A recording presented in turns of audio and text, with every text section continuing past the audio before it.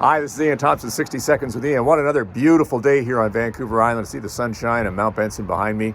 And it's a great day, too, for interest rates. Bank of Canada just announced they're dropping the prime rate again, half a basis point, which is larger than many people thought. They were expecting a 0.25% drop.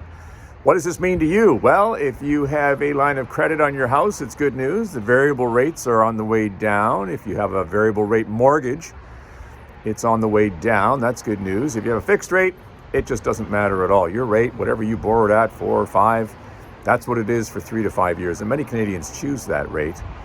Now, there's some peace of mind that goes with that, but also note that about half of us change our mind halfway through the fixed rate, so there's penalties.